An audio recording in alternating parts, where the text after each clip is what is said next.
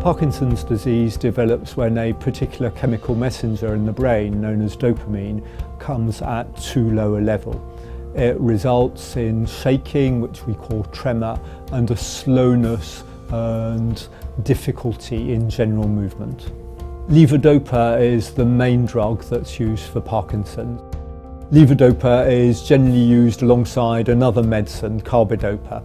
The reason for that is that ensures that the levodopa gets to the central nervous system, the brain, where the problems actually lie, rather than the levodopa having an effect on the peripheral nervous system.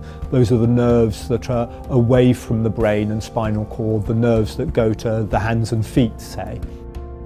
Levodopa is a chemical building block that the body actually converts to dopamine, which is the thing that is missing or at too low levels in the brain with patients with Parkinson's. Most patients then taking levodopa will actually experience quite an improvement in their general movement and mobility, and that's really important for them.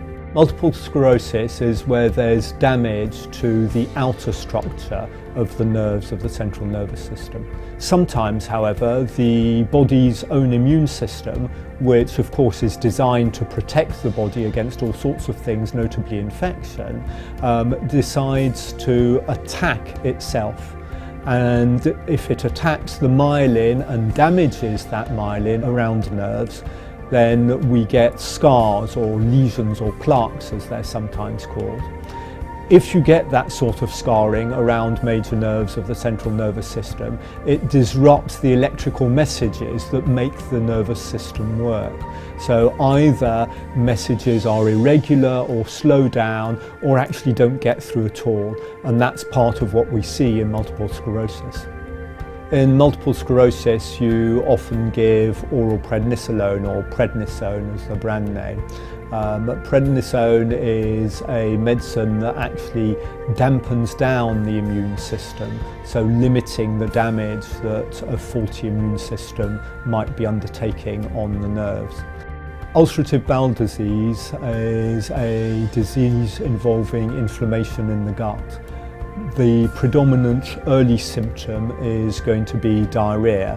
That can vary from relatively mild to quite severe.